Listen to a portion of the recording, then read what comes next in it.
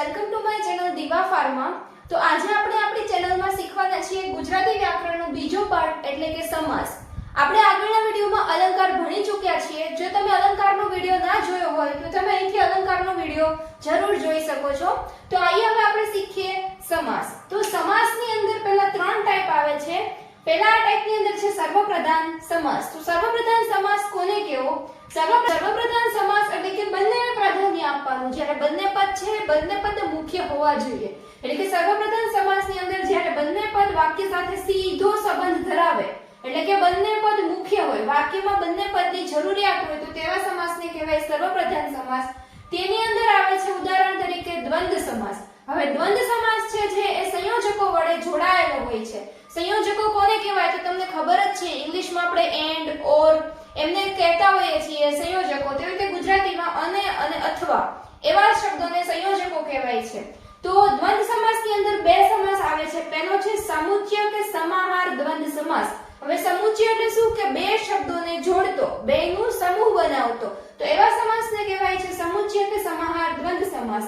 એનું ઉદાહરણ છે શાક ભાજી। હવે જુઓ, શાક અને ભાજી બંને શબ્દો મુખ્ય છે અને બંને અને શબ્દ વડે જોડાયેલા છે કે શાક અને ભાજી જે બંને જરૂરી છે। તો આ સમાસ કેવો કહેવાશે? દ્વંદ્વ સમાસ। અને જો પર્ટિક્યુલરલી ડિટેલમાં એમસીક્યુ પૂછ્યો હોય તો સમુચ્ચય કે સમાહાર દ્વંદ્વ સમાસ કહેવાશે।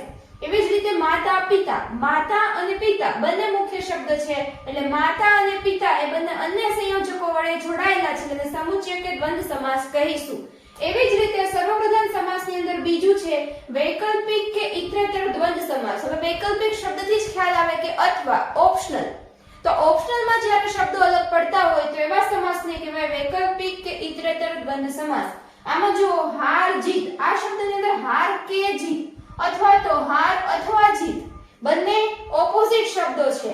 જ્યારે આવા શબ્દો સંયોજકોથી જોડાય ત્યારે એને દ્વંદ્વ સમાસ જ કહેવાશે, પરંતુ વૈકલ્પિક કે ઇતરેતર દ્વંદ્વ સમાસ કહેવાશે। એનું બીજા ઉદાહરણ જોઈએ સુખ કે દુઃખ। તો અહીંયા કે અને સુખ અથવા દુઃખ આ બંને ઓપોઝિટ શબ્દો એક સંયોજકથી જોડાયેલા છે કે અથવા વાળા સંયોજકથી, તો એને કહેવાય દ્વંદ્વ સમાસ, પરંતુ વૈકલ્પિક કે ઇતરેતર દ્વંદ્વ સમાસ। આમ આપણે સમાસનો એક ટાઈપ પૂરો કર્યો જે છે સર્વપ્રધાન સમાસ। હવે સમાસના બીજા ટાઈપ તરફ આગળ વધીએ જેનું નામ છે એક પદ પ્રધાન સમાસ। હવે આમાં શું હોય કે વાક્યનું એક પદ જ પ્રધાન હોય એટલે કે એક પદ જ મુખ્ય હોય। તો આવો જોઈએ, એક પદ વાક્ય સાથે સીધો સંબંધ ધરાવે અને બીજું પદ છે એ કોને અન્ય પદને આધારે ગૌણ પર હોય। ગૌણ એટલે કે એમ હોય મુખ્ય પણ બીજા પદના આધારે હોય। જ્યારે પહેલું પદ છે એ સ્વયં મુખ્ય હોય અને બીજું પદ છે એ પહેલા પદ ડિપેન્ડ રહેલું હોય। જ્યારે બંને જો મુખ્ય હોય તો એને સર્વપ્રધાન સમાસ કહેવાય। હવે એક પદ પ્રધાન સમાસની અંદર ઘણા ઉદાહરણ આવે છે। જો તમને એમસીક્યુ ની અંદર ઓપ્શનમાં આવું નહીં પૂછે કે એક પદ પ્રધાન સમાસ છે કે સર્વપ્રધાન સમાસ છે કે એક પદ પ્રધાન સમાસ છે, પરંતુ સમાસના જ નામ પૂછશે ઓપ્શનમાં કે દ્વંદ્વ સમાસ છે, ઇતરેતર દ્વંદ્વ સમાસ છે, કર્મધારય મધ્યપદ લોપી કયો સમાસ છે, તો એ જ આઈડેન્ટિફાઈ કરવાનો છે। આપણે વધારે ફોકસ એના પર કરશું। એક પદ પ્રધાન સમાસની અંદર આટલા ઉદાહરણ આવે છે। પહેલું છે કર્મધારય સમાસ, બીજું મધ્યમપદ લોપી સમાસ, તત્પુરુષ સમાસ, દ્વિગુ સમાસ, અવયવ વિભાગ સમાસ। આ બધા સમાસ આપણે આગળ ડિટેલમાં જોવાના છે ફ્રેન્ડ્સ। પહેલું છે કર્મધારય સમાસ। તો હવે કર્મધારય સમાસ કોને કહેવો? કર્મધારય સમાસ કે જેની અંદર કર્મ રહેલો હોય, બંને પદો વચ્ચે વિશેષણ, એટલે વિશેષણ તમને ખબર છે, આપણે એમ કહીએ કે તડકો તો ભારે તડકો, તો ભારે છે શું કહેવાય? વિશેષણ।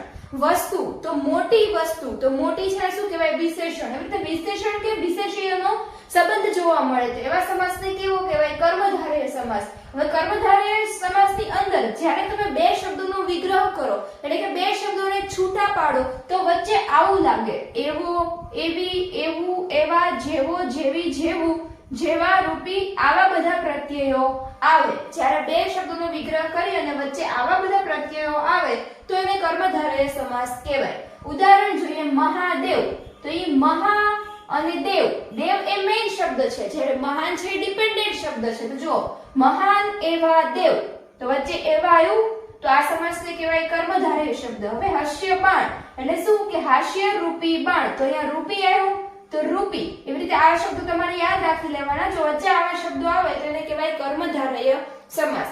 હવે એક પદ પ્રધાન સમાસની અંદર બીજું ઉદાહરણ છે મધ્યમપદ લોપી સમાસનું। તો મધ્યમપદ લોપી સમાસ કોને કહેવો?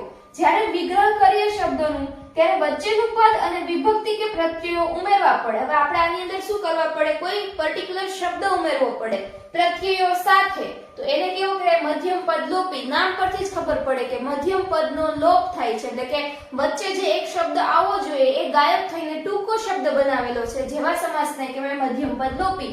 વધારે આ પૂછાતો હોય છે સમાસ અને સૌથી સહેલો છે, તરત આઈડેન્ટિફાઈ થઈ જાય છે. જુઓ, આગગાડી, તો ખાલી આગગાડી ન કહેવાય, પણ કેવી રીતે બોલવું પડે? આખું વાક્ય બોલવું પડે.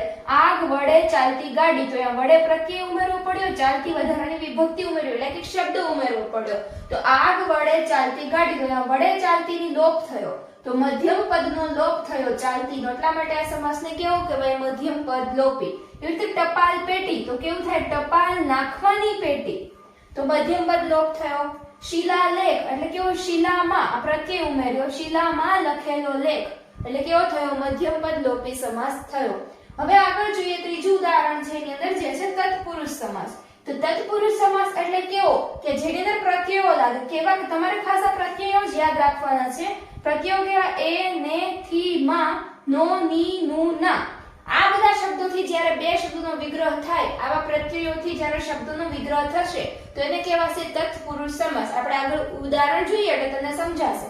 મરણ શરણ એટલે શું? મરણ ને શરણ, તો અહીંયા ને પ્રત્યય લાગ્યો માટે આ તત્પુરુષ સમાસ થયો. એવી જ રીતે સ્નેહ ભર્યા, તો શું? સ્નેહ થી ભર્યા, તો અહીંયા થી પ્રત્યય લાગ્યો, તો આ તત્પુરુષ સમાસ થયો. એવી રીતે લોક સેવક, તો કેવું? લોકોના સેવક, તો અહીંયા ના પ્રત્યય લાગ્યો, એટલે કેવો સમાસ થયો? તત્પુરુષ સમાસ.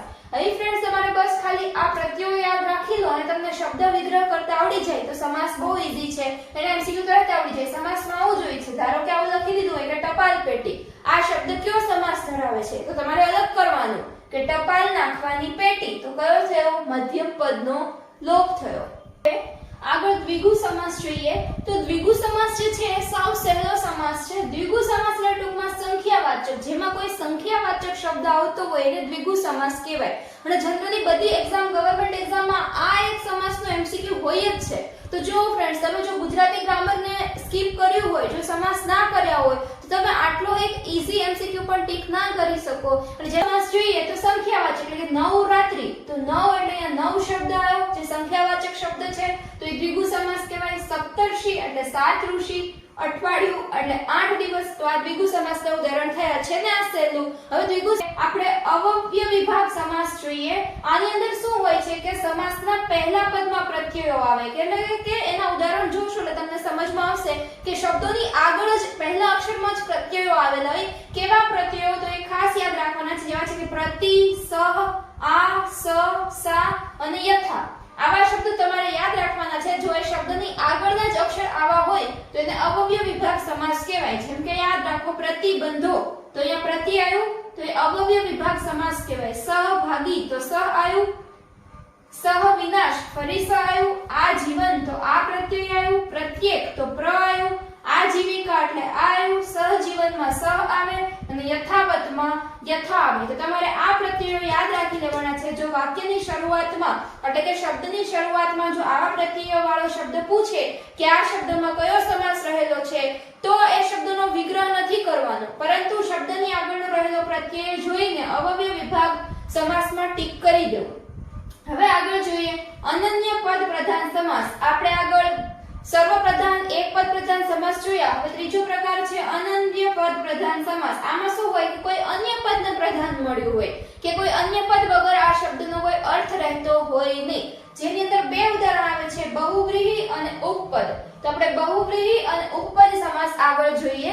ઉપપદ સમાસ એટલે શું કે જેમાં બીજા પદમાં ક્રિયા ધાતુ જોવા મળે. એટલે કે આપણે જ્યારે એ શબ્દને વિગ્રહ કરશું, એ શબ્દને છૂટો પાડશું, તો જ્યારે જે બીજો શબ્દ છૂટો પડેલો હશે એની પાછળ આપણને નાર પ્રત્યય જોવા મળશે. તો નાર પ્રત્યય જોવા મળતો હોય તો એને ઉપપદ કહેવામાં આવશે. હવે એ જે શબ્દ હોય છે, ઉપપદ સમાસના જે શબ્દ હોય છે ઉદાહરણના, એની પાછળ ક, કર, કારક, ઘાતક, નાશક ને દર્શક આવા શબ્દો આવેલા હોય છે જે તમારે યાદ રાખવાના છે ફ્રેન્ડ્સ. તો જુઓ, ઉપપદ એટલે પહેલું ઉદાહરણ છે શિક્ષક એટલે શિક્ષા કરનાર. તો જો વિગ્રહ કર્યો તો બીજા શબ્દની પાછળ શું જોવા મળ્યું? નાર પ્રત્યય. આ બે ટ્રીક છે ઉપપદ સમાસ ઓળખવાની. બંને ટ્રીક તમને આવડવી જોઈએ. કાર્ય કર, તો અહીંયા કર પ્રત્યય લાગે છે અને ઉપરથી કાર્ય કરનાર, તો નાર પાછળ આવ્યો, ફરી પાછો નાર પ્રત્યય લાગે છે. તો હાનિકારક એટલે હાનિકારક, પ્રાણઘાતક એટલે પ્રાણનો ઘાત કરનાર, અહીંયા સોરી હાનિકારક એટલે હાનિ કરનાર એવું થશે, હાનિ કરનાર. ફરી નાર લાગશે, જંતુનાશક એટલે જંતુનો નાશ કરનાર. તો હવે તમને ખબર પડી ગઈ. આવા શબ્દો યાદ રાખી લેવાના જે આવે એ ઉપપદ સમાસ. હવે આગળ જોઈએ બહુવ્રીહી સમાસ. આની અંદર શું હોય કે બંને પદો ભેગા થઈને એક અન્ય પદ દર્શાવે, એટલે કે તમે જ્યારે આ શબ્દનો વિગ્રહ કરશો તો બે અલગ અલગ શબ્દો બનશે. એટલે જે તમને મૂળ શબ્દ પૂછેલો છે કેવો હશે કે બે શબ્દોને ભેગા કરીને બનેલો હશે. તો ચલો આપણે એનો વિગ્રહ કરીએ. એ પહેલા આ જાણી લો કે એનો વિગ્રહ આવા શબ્દો જોડે થશે: જે છે તે, જેના છે તે, જેવું છે તે. જો આવા શબ્દોથી વિગ્રહ થતો હોય તો એને બહુવ્રીહી સમાસ કહેવાશે. જેમ કે મયુર વાહિની, આ શબ્દનો અર્થ શું થયો કે જેનું વાહન મયુર છે તે. હવે તમને સમજાણું કે જેનું વાહન એટલે અહીંયા જેનું છે તે. તો આવા વાક્ય આખું બનતું હોય કે જેનું છે તે, જેવું છે તેને બહુવ્રીહી સમાસ કહેવાય. એવી રીતે વૃકોદર, તો શું થયું જેનું ઉદર વૃક છે તે. તો અહીંયા જેનું અને છે તે આવ્યું. એવી રીતે શીશવદિની, તો જેનું વદન શશી એટલે ચંદ્ર જેવું છે તે. તો આવી રીતે તમે આ સમાસને ઓળખી શકો છો. ફ્રેન્ડ્સ, આ વિડિયોની અંદર આપણે બધી શોર્ટકટ ટ્રીક જોઈ કે એવી શોર્ટકટ ટ્રીક જોઈને તમે શબ્દો પરથી જ સમાસને એમસીક્યુ સોલ્વ કરી શકો છો. આઈ હોપ કે તમને આ બહુ હેલ્પફુલ રહે. આ સિવાય પણ તમને કંઈ શીખવું હોય તો તમે કમેન્ટ કરીને જરૂર જણાવી શકો છો. આગળ આપણે આના એમસીક્યુઝ પણ સોલ્વ કરશું તો તમને વધારે ખ્યાલ આવી જશે. Thank you friends.